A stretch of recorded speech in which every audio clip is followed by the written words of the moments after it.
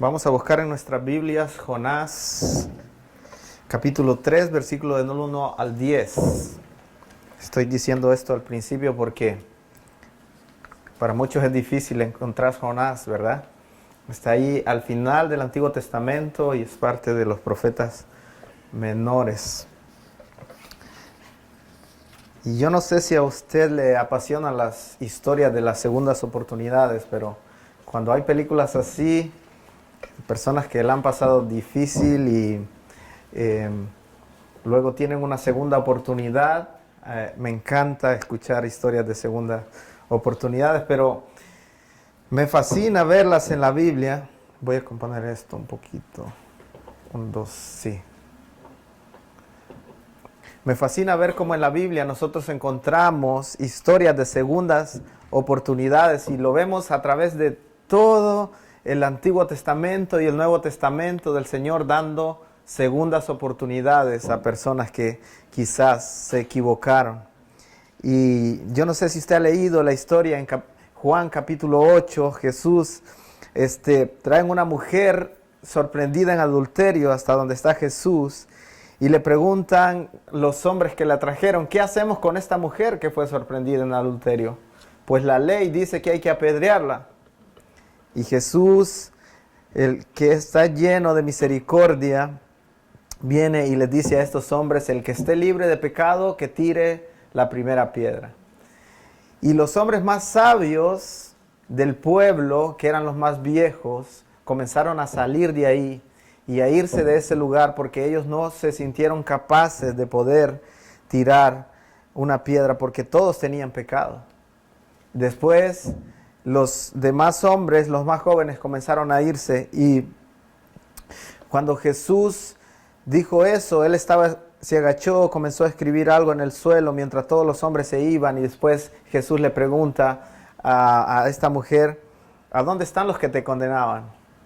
Y lo que el Señor Jesús, lo que la mujer responde, es ninguno me condenó, Señor. Y Jesús le dice, tampoco yo te condeno, vete y no peques más. Historias como estas, las que nosotros vemos en la Biblia, yo no sé si usted ha escuchado la otra historia acerca del hijo pródigo, pero esta historia dice que hubo un hombre que le pidió a su papá la herencia que le pertenecía. Se fue, gastó todo el dinero, se fue a otra tierra y comenzó a gastar el dinero en prostitutas, en diferentes placeres diversos.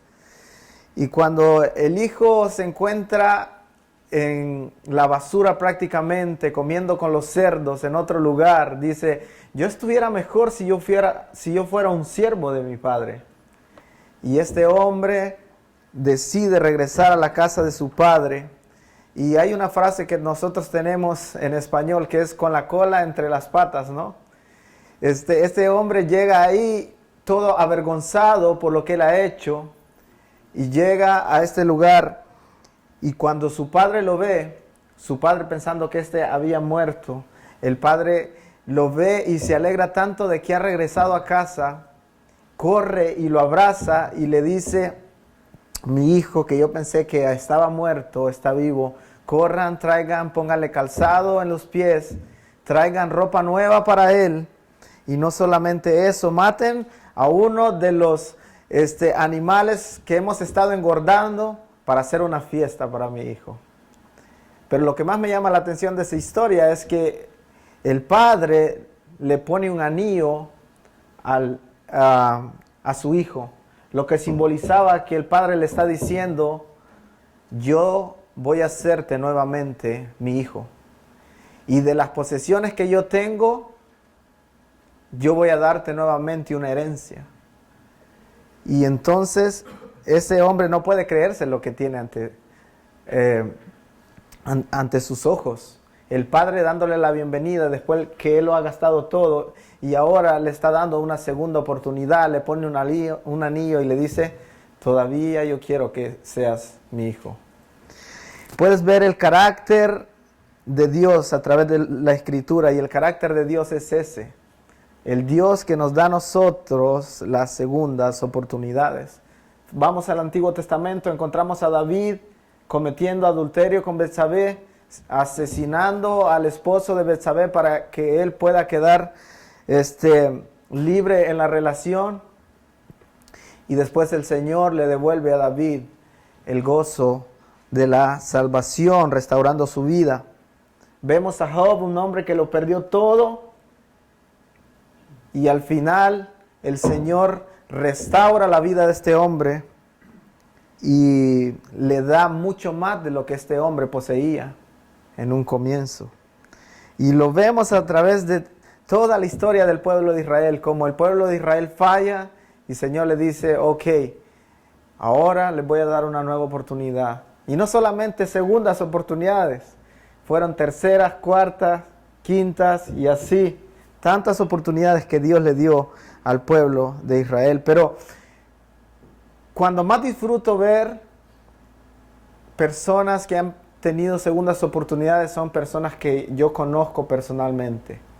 Personas que yo he visto cómo han fallado, el Señor los ha restaurado y les ha dicho, yo quiero darte una segunda oportunidad porque yo estoy empeñado en usarte.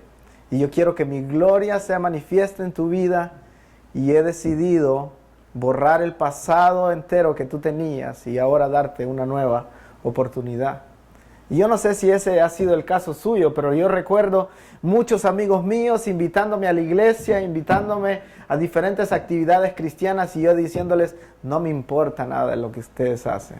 Yo no quiero saber nada de tu iglesia. Yo estoy bien con Dios.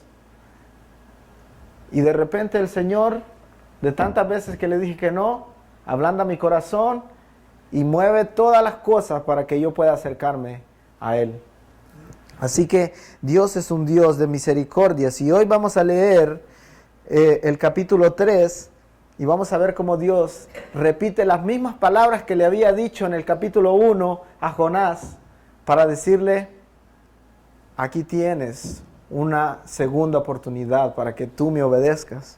Si usted va conmigo ahí en el versículo 1, dice, la palabra del Señor vino por segunda vez a Jonás y le dijo, anda, ve a la gran ciudad de Nínive y proclamaré el mensaje que te voy a dar. Jonás se fue hacia Nínive conforme al mandato del Señor. Ahora bien, Nínive era una ciudad grande y de mucha importancia. Jonás fue internado en la ciudad y la recorrió toda en un día mientras proclamaba. Dentro de 40 días Nínive será destruida, decía Jonás. Los ninivitas le creyeron a Dios, proclamaron ayuno y desde el mayor hasta el menor se vistieron de luto en señal de arrepentimiento. Cuando el rey de Nínive se enteró del mensaje, se levantó de su trono y se quitó el manto real, hizo duelo y se cubrió de ceniza. Luego mandó que se pregonara en Nínive por decreto del rey en su corte.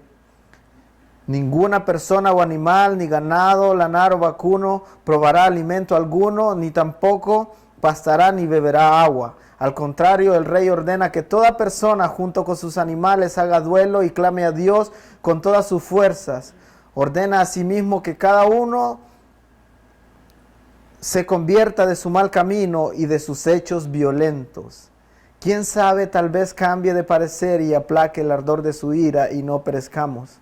Al ver Dios lo que hicieron, es decir, que se habían convertido de su mal camino, cambió de parecer y no llevó a cabo la destrucción que había anunciado.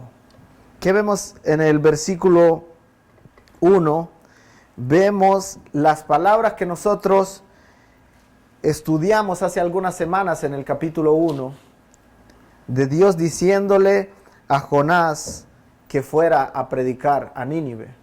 Una vez más el Señor está repitiendo las palabras. En Jonás capítulo 1 las palabras fueron, vino palabra de Jehová a Jonás. Y se menciona ahí quién era su padre, ¿no?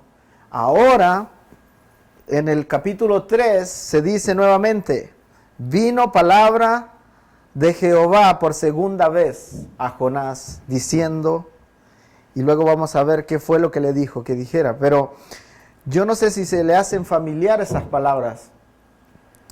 A veces nosotros, el Señor nos dice una cosa y decimos no, ¿verdad? Y de repente el Señor está insistiendo que nosotros hagamos algo que Él está pidiendo de nosotros. El Señor es un Dios paciente y el Señor le está dando una nueva oportunidad a Jonás. Así que se da cuenta cómo actúa Dios. Dios nos encarga cosas, nosotros fallamos en cumplirlas, pero Dios, quien es paciente, nos dice, aquí vamos de nuevo. Y otra vez voy a darte una oportunidad, dice el Señor. Y nos da segundas oportunidades. Es como cuando una pareja tiene un bebé y entonces le están enseñando a caminar al bebé, ¿no? Lo lleva de la manito y el bebé todavía no tiene suficientes fuerzas en sus pies y luego se cae. Pero esos padres anhelan ver a ese niño caminar. Y nueva vez lo vuelven a intentar otra vez. Lo agarran de sus manitos, lo llevan caminando, hasta que un día, sorpresivamente, este niño comienza a caminar. Pero ¿cuántas veces lo habían intentado ellos? Muchas veces, porque el anhelo de verlo caminar era grande. Así que para muchos de los que estamos aquí, Dios ha tenido que esperar grandes momentos, grandes oportunidades que han estado ante sus ojos y le han dicho a Dios que no. Pero el Señor está empeñado en usar vasos débiles como nosotros. Por eso es que Él nos permite actuar una segunda vez y darnos oportunidades. Y cuando nosotros caemos, Dios misericordiosamente sigue trabajando de tal manera para que nosotros nos levantemos y que un día podamos caminar en su dirección. Así que Dios, en este texto lo que vemos, está empeñado en usar a Jonás. Mire lo que dice el versículo 2, dice, levántate y ve a Nínive, aquella gran ciudad, y proclama en ella el mensaje que yo te diré. En el capítulo 1, el verso 2 dice, levántate, ve a Nínive, aquella gran ciudad, y pregona contra ella, porque has subido contra mí la maldad de ellos. La Nueva Versión Internacional dice, proclama contra ella que su maldad ha llegado hasta mi presencia. En ese mismo capítulo 1, el mensaje de maldad ha llegado hasta la presencia de Dios. En el capítulo 3 dice, proclama el mensaje que yo te diré, y el mensaje es el siguiente. Mire lo que dice el versículo 4 en el capítulo 3, dice, comenzó Jonás a entrar por la ciudad, camino de un día, mientras proclamaba, dentro de 40 días, Nínive será destruida. Entonces, había un mensaje que Dios quería que Nínive escuchara, y ese mensaje no es como tan animador, ¿no? Imagínese que venga alguien gritándonos a nosotros aquí y nos diga, dentro de 40 días la ciudad de Birmingham será destruida. Nadie lo creería, ¿no? Probablemente si pensamos que Jonás iba a ir y que todas esas personas se iban a convertir de sus malos caminos, nadie lo hubiese creído. Pero Dios tenía un plan con esta nación. El mensaje no comienza con buenas noticias, pero para Jonás podría ser placentero decir estas noticias, pues Jonás no quería mucho a este pueblo. Entonces, para Jonás quizás decir, dentro de 40 días ustedes van a ser destruidos, quizás podría sonar como algo animador, que Jonás podría decir, ¿verdad? Que le satisfacía decir. Pero realmente no era satisfactorio para Jonás, porque Jonás conocía el carácter de Dios. Y sabía que había una gran probabilidad de que si Dios lo estaba enviando a esa gente, personas iban a responder. Y eso era lo que Jonás no quería. Por otro lado, como leímos nosotros, Dios le dice a este pueblo que si se arrepienten de la maldad que ellos tenían, Dios los podía perdonar. Este pueblo era un pueblo pagano, era un pueblo idólatra, tenía muchos dioses, eran malvados. Se dice que estos hombres, cuando agarraban a una persona que no era de su pueblo, hasta le quitaban los miembros de su cuerpo, muchas veces, haciendo burla por ellos, hasta que esa persona moría. Y a ese pueblo es que Dios envía a Jonás a predicar. O sea, en la actualidad es como que Dios nos diga a nosotros: yo quiero que tú vayas a uno de los lugares donde están persiguiendo a muchos cristianos. Y probablemente ahí vas a perder tu vida, pero yo quiero que vayas ahí, yo quiero que me obedezcas. Imagínese el Señor enviándolo a usted a uno de los países que tiene el porcentaje de mayor persecución. Pero ahí era donde Dios quería usar a Jonás. Y el mensaje, como ya dijimos, no era tan bonito. ¿Sabe que vivimos en una sociedad donde las iglesias se llenan porque las personas están escuchando cosas muy bonitas que se les dicen? Se les dicen: ustedes como seres humanos van a llegar grandes, van a llegar lejos. Porque solo de que tú pongas ese pensamiento en tu mente y tú vas a prosperar. Comienzan a decirle a quién no le va a gustar prosperar, ¿no? Y la gente quiere escuchar eso, entonces la gente llena las iglesias y van a lugares que los motiven. Pero el mensaje que llevaba Jonás no era motivador. Era un mensaje de una realidad que muchos hoy están ignorando.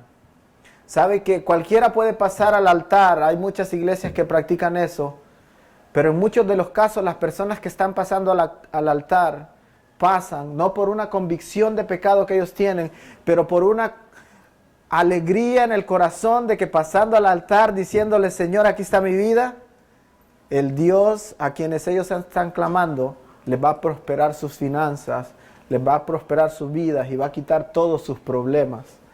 Por eso muchas personas están pasando al altar diciendo: Señor, aquí está mi vida, prospérala. Pero pocos están pasando diciendo: te entrego mi vida y no me importa el costo, yo voy a servirte. Pero Jonás fue, a pesar de lo que le podría esperar. Y el evangelio es glorioso, hermanos. El evangelio significa buenas noticias. Y creo que en este tiempo de Navidad es bueno recordar lo que significa el evangelio. Que el evangelio son buenas noticias. Pero las buenas noticias, hermanos, no pueden recibirse sin escuchar las malas noticias.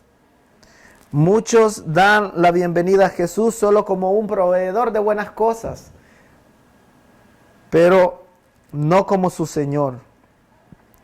Entonces, para que la gente pueda darse cuenta de que ellos necesitan un Salvador, primero ellos deben darse cuenta por qué necesitan ese Salvador. Por eso tan importante las palabras que Jonás estaba diciendo al pueblo de Nínive, diciendo: en 40 días esta nación será destruida. Sabe que me encuentro con muchas personas cuando yo predico el evangelio y no me da miedo a mí decirles a lo que ellos se van a enfrentar al final de sus vidas, porque al final depende de la decisión que ellos van a tomar, a dónde van a pasar su eternidad. Y una de las preguntas que yo les hago es: hay dos lugares que dice la Biblia donde tú puedes ir al final de la historia. Está el cielo y está el infierno. Si hoy te tocara morir, le pregunto, ¿en cuál de esos dos lugares tú estarías? Solo hay dos opciones. Muchos piensan que van a estar en el cielo, pero también hay muchos que reconocen que ellos van a estar en el infierno. Lo triste de esto es que aún reconociendo de que ellos probablemente por la manera en que están viviendo van a estar en el infierno, no son capaces de pedirle perdón a Dios por las cosas malas que ellos han hecho en su vida. Entonces, pero es importante para nosotros como cristianos, hermanos, que nosotros prediquemos acerca de la ira de Dios. Porque el problema es que Dios está airado con todos aquel tipo de personas que han pecado contra Él. Y Dios, en este momento, lo que está pasando en el mundo es que Dios dice: el Señor no retarda su promesa, dice un versículo, sino que es paciente para con todos, no queriendo que nadie perezca, sino que todos procedan al arrepentimiento. Lo que está pasando ahorita es que el Dios que un día va a derramar toda su ira sobre aquellos que nunca le pidieron perdón por sus pecados, Dios está siendo paciente ahorita, dándole la oportunidad a personas para que esas personas puedan arrepentirse ahora que tienen la oportunidad. Y el instrumento para llevar ese mensaje que no es tan gratificante a los ojos de la gente o a los oídos de la gente que está allá afuera es que el Señor va a traer la ira sobre ellos. Y muchas veces nadie quiere decirle eso, ¿verdad? Es como a todos los doctores o los que están estudiando para doctores, quizás les gusta decir a las personas, ¿sabes qué? Tú vas a estar bien en un mes. Está bien, ¿no?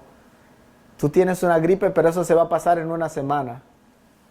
Pero ¿qué acerca de ese doctor que llega por primera vez y a decirle a la persona, probablemente tú vas a morir en un mes porque tienes un cáncer terminal que se ha propagado por todo tu cuerpo?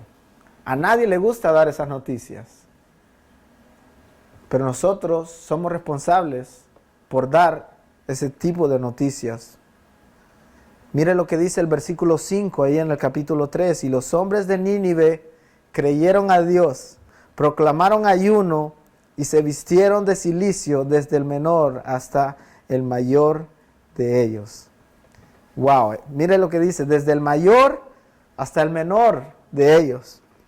Lo que vemos aquí, hermanos, es lo que todo misionero que va al campo quiere experimentar. Cualquier misionero, si usted le pregunta cuál es tu sueño a ir a las diferentes naciones, ¿sabe cuál es?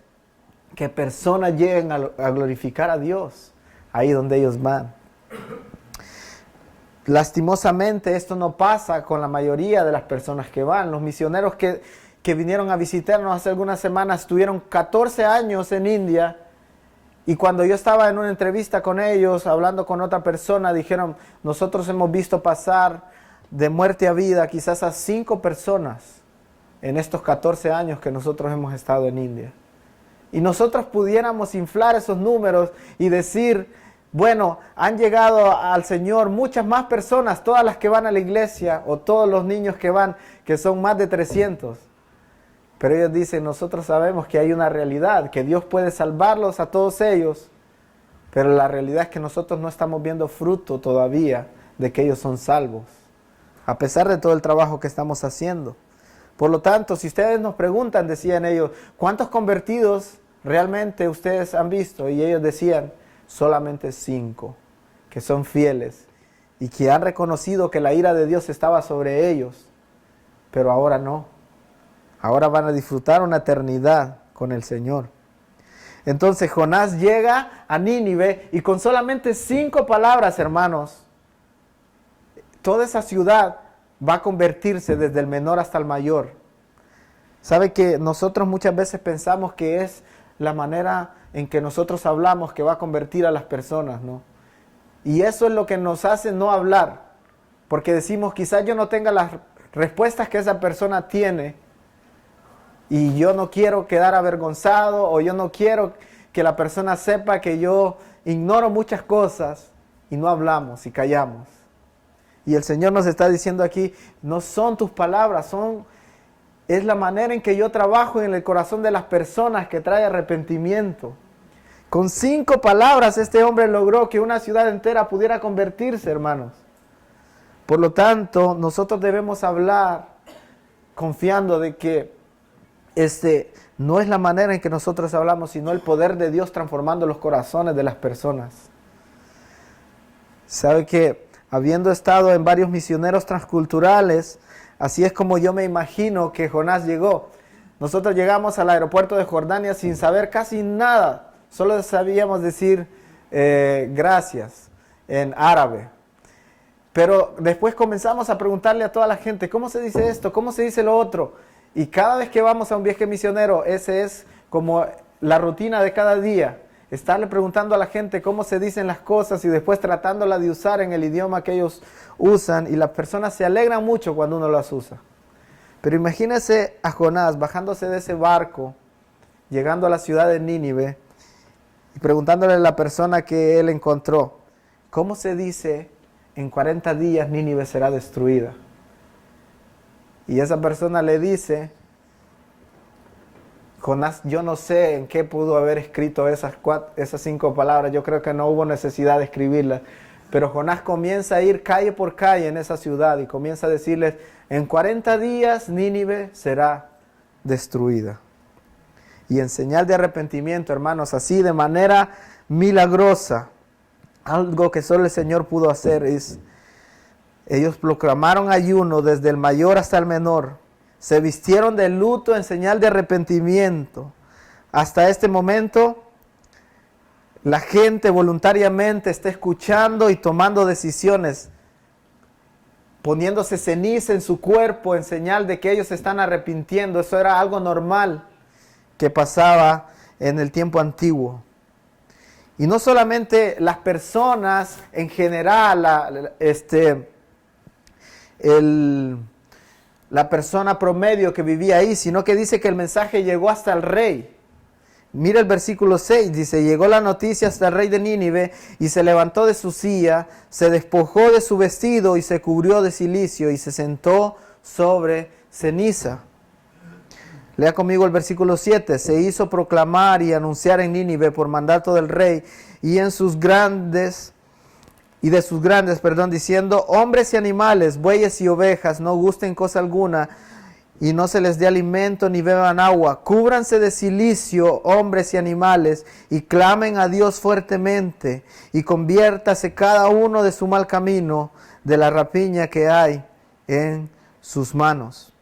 Era común en ese tiempo que se pusieran a los animales en ayuno, que la gente no les prestara atención.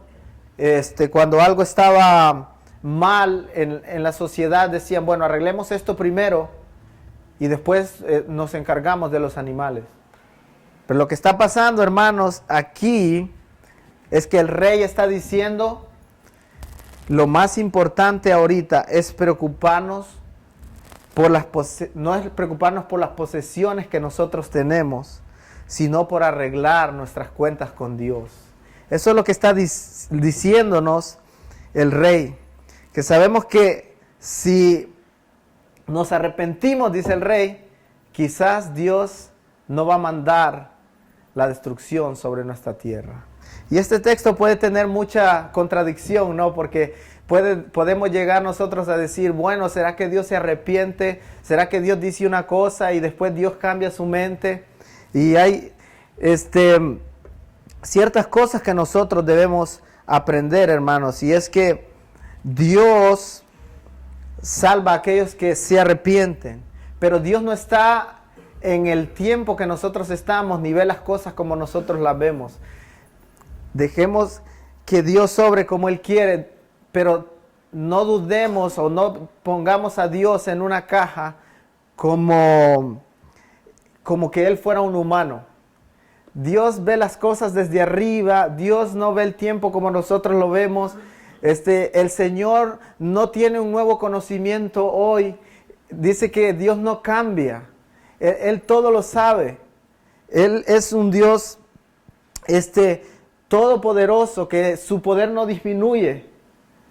¿Por qué Dios insistiendo en que Jonás fuera a predicar a Nínive? Porque Él tenía un plan con esa ciudad. Porque Él sabía que personas iban a responder al mensaje de Jonás. Por eso Dios está insistiendo en que Jonás vaya. Entonces, yo recuerdo una vez que estábamos ahí adorando en un culto que era en otro idioma, y me hicieron la siguiente pregunta, ¿tú crees que el Señor murió por todas las personas? Y mi respuesta fue así como, claro que sí, ¿cómo no va a morir por todas las personas? Y después esta persona tenía el objetivo de enseñarme a mí una doctrina diferente que él profesaba, y me fue enseñando muchas cosas. Él era muy inteligente y me hacía preguntas que me hacían pensar mucho a mí. Después de varios días estando ahí con él me hizo una pregunta y me dice, ¿tú crees que el Señor Jesús llevó nombres a la cruz? Y yo me quedé pensando. Pasó mucho el tiempo hasta que yo pude comprender que el Señor Jesús llevó nombres a la cruz. Y que cuando nosotros vamos a otro lugar a predicar el Evangelio en obediencia a nuestro Dios, nosotros tenemos que estar seguros de que en ese lugar hay personas que el Señor ya ha decidido salvar. Y cuando nosotros, por eso es la diferencia de alguien que tiene esta doctrina, porque él sabe que va a predicar a lo seguro, de que sabe que hay personas que el Señor ha escogido allí, que el Señor va a salvar para su gloria. Y a veces quizás no lo van a ver, pero sabemos que el Señor ha dicho, yo he decidido salvar personas de toda lengua, de toda tribu, de toda nación, y al final estarán reunidos para que ellos me glorifiquen a mí por la eternidad.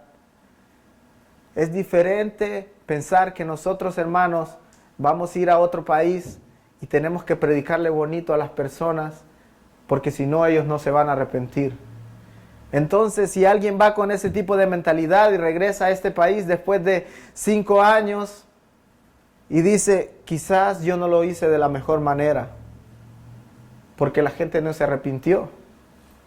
Pero el Señor no está esperando que nosotros lo hagamos de la mejor manera en cuanto a expresión. El Señor está esperando que nosotros seamos obedientes y Él hará lo demás.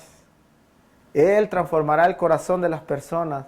Personas vendrán a Él porque Él había decidido desde antes de la fundación del mundo que había muchos que lo iban a seguir. Y yo creo que eso nos ayuda a nosotros a ver las misiones de una manera diferente. Personas a quienes el Señor ya tiene preparado el corazón para que escuchen y se arrepientan. No había que rogar a estas personas que estaban en Nínive para que ellos se arrepintieran. Dice que Jonás caminó un día. O sea, él iba caminando y mientras él iba caminando, él iba hablando. Pero él no se quedaba ahí en una de las cuadras de las colonias donde él fue diciéndole, vaya, arrepiéntanse, no sean así. Dice que él caminaba y caminaba y la gente escuchaba y se arrepentía. La gente escuchaba y se arrepentía. Y Jonás iba repitiendo las únicas 5 palabras que él sabía, quizás, en ese idioma.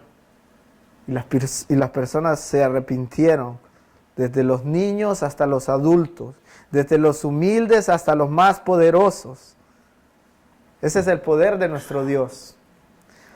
Y los ninivitas eran personas malvadas, eran personas que, mírame y no me toques.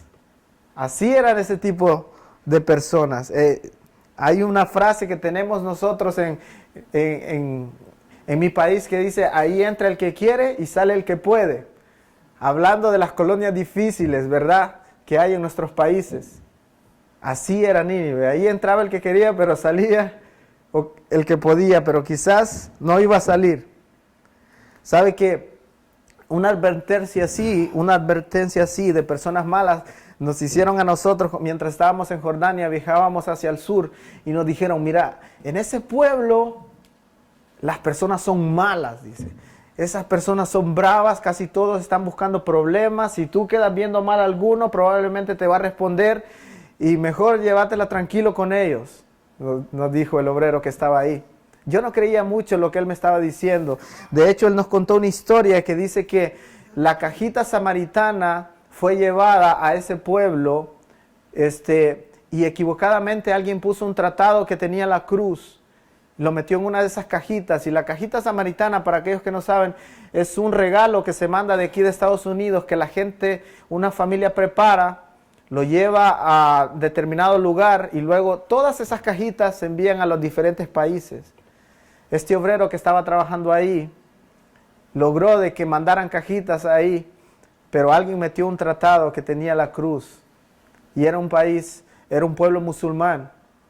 Entonces, cuando se dieron cuenta de que una familia había encontrado algo con una cruz, fueron corriendo a decirle al imán, al encargado de la mezquita, y luego vino todo el pueblo y comenzó a golpear a ese hombre y a tratarlo súper mal y a apedrearlo.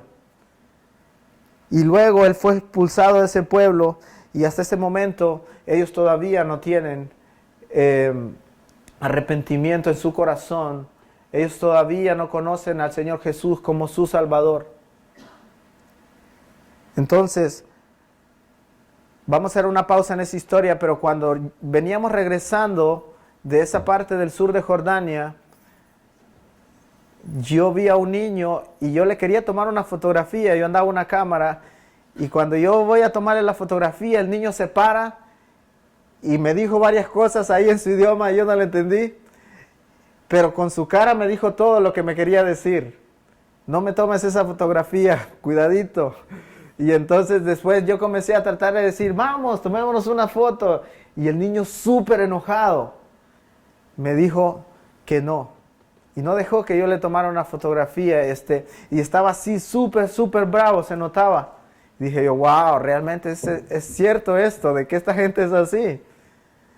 Cuando nosotros íbamos en el auto, un poquito más adelante, unos niños iban para la escuela y estaban vestidos de su uniforme para ir a la escuela. Y su uniforme era de militar. Entonces ahí me dio más miedo todavía. Aquí no hay que meterse ni con los niños, digo yo. A saber qué llevarán en esa mochila. Entonces, pero la cosa es que después seguimos y pasamos por ese pueblo que estábamos hablando y yo me preguntaba, Dios, ¿será que tú pudieras hacer que este pueblo se arrepienta? Y eso estaba en mi mente así. Y yo me preguntaba, Señor, ¿será que tú puedes traer arrepentimiento a esta gente que es malvada?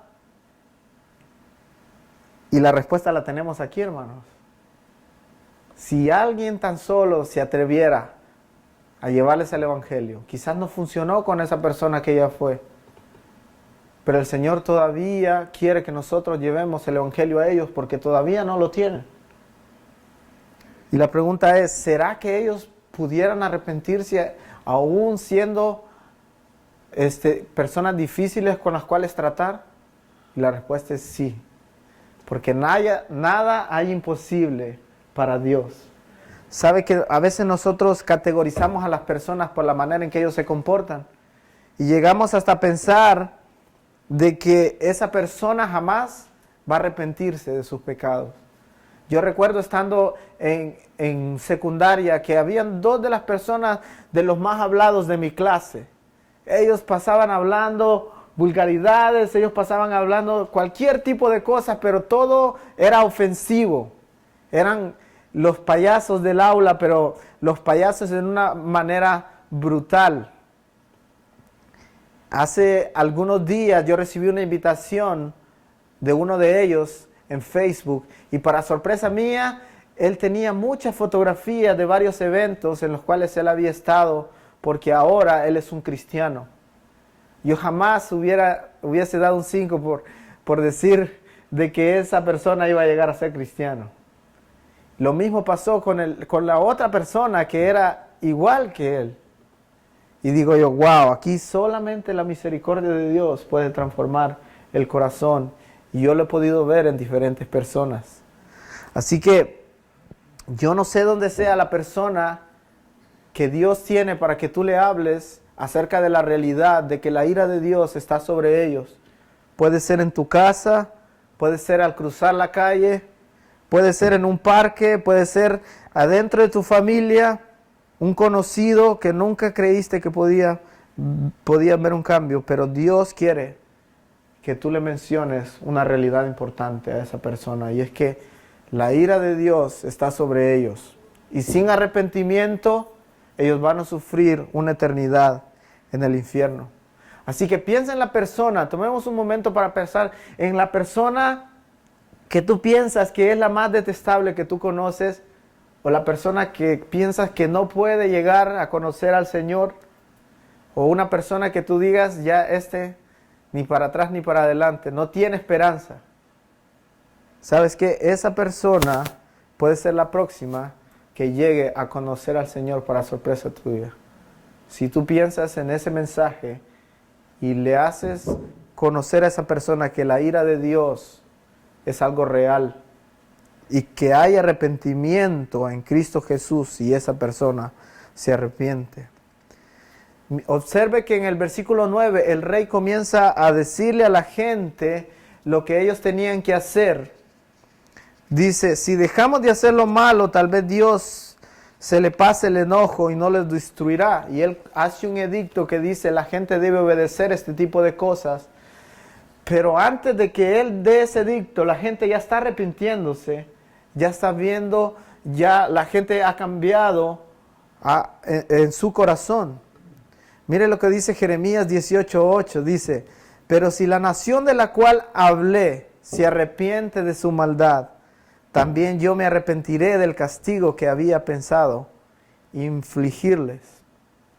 Entonces, como ya vimos, Dios no se arrepiente. De hecho, esas palabras que nosotros escuchamos en la Reina Valera y en las traducciones que tenemos es porque es lo más cercano al idioma original. Pero lo que está pasando es que Dios ya tiene un plan con personas que van a venir a Él, personas por las cuales Él ya ha muerto, personas que Él ha decidido salvar. Entonces, si una persona se arrepiente, hermanos, significa que Dios transformó su corazón y que Dios derramó toda su ira sobre Cristo Jesús en lugar de derramarla sobre esa persona. Y eso es justamente lo que ha pasado con nosotros, los que somos cristianos. Ahora, yo quiero hablar a aquellas personas que si hoy les tocara morir, ellos no saben a dónde irían. La clave para saber a dónde irás es si Cristo está a tu favor. Si Cristo es tu Señor. Si Cristo es tu Señor, tú lo tienes todo. Si Cristo no es tu Señor, alguien tiene que pagar por el pecado que tú tienes. Y si Cristo no lo paga, lo pagarás tú al final de la historia. Por eso es importante entender la ira de Dios. Entonces, Dios manda a Jonás, hermanos, con 5 palabras. Arrepiéntanse en 40 días. La gente se arrepiente y viene a Él. Mire lo que dice el versículo 10. Al ver toda la gente de Nínive, al ver que toda la gente de Nínive dejó de hacer lo malo, Dios decidió no destruirlos. Entonces, Jonás no se pone a argumentar, hermanos, o a decirle a Dios, ¿por qué los has perdonado? Jonás no se pone a decirle a la gente, ¿por qué perdonaste a todo este tipo de personas? Mira lo malo que ellos son. Cuando Jonás habla en el siguiente capítulo, él dice algo, y dice, yo sabía cómo eres, Dios. Por eso yo no quería predicarle a esas personas, porque yo te conozco y yo sabía cómo eres tú, que eres Dios paciente y misericordioso. Y ese es el Dios que yo quiero que usted conozca en esta mañana. Así es nuestro Dios, paciente y misericordioso, lento para la ira y grande en misericordia. Así que, hermanos, yo quiero decirles, Dios está obrando. Dios quiere que tú le digas al mundo que hay un juicio que viene pronto y que sin arrepentimiento genuino no podrán evitarlo. ¿Sabe que hace algunos días llegamos ahí, mi esposa compró un sofá, llegamos a la casa donde íbamos a traer el sofá y lo primero que nos encontramos es una muchacha asiática y después sale su esposo que era un anglo y era una pareja multicultural y ellos se emocionan y dicen, wow, ustedes son la primera pareja multicultural que nosotros conocemos en Birmingham, nos acabamos de mudar. Y lo primero que se me vino a la mente a mí fue el Evangelio. Tenemos que predicarle el Evangelio a esta gente. Pero después la conversación se fue hacia el sofá. Y comenzamos a hablar y no, que el sofá tiene como 20 años de viejo y todavía se mantiene así, el cuero es de tal y toda la cosa. Salimos de esa casa y nosotros no les compartimos el Evangelio. Yo estaba frustrado. Y le dije a mi esposa, cuando nosotros entramos a casa y ellos dijeron, ustedes son la primera pareja multicultural, ¿se te vino al Evangelio? ¿Eso fue lo primero que se te vino a la mente? Y mi esposa así medio dudando dijo, sí. Y para mí era algo grande eso. Yo quería compartir el Evangelio, pero no pudimos. Entonces, para algunos es más fácil, para otros no es tan fácil compartir el Evangelio, pero déjeme decirle que es algo que nosotros debemos disciplinarnos y decir, yo lo voy a hacer, porque hay muchas personas esperando el momento exacto, perfecto para poder compartir el Evangelio, y lo que va a pasar, hermanos, es que ese momento exacto nunca va a llegar. Y si un día llega, no lo vas a hacer. Tú puedes estar en el momento perfecto, con la persona adecuada, más tranquila, frente a frente, todo en silencio, sin que nadie te interrumpa. Y si tú no has planificado compartir el Evangelio y hablar acerca de la ira de un Dios vivo y santo, si tú no lo has planificado, no lo vas a hacer.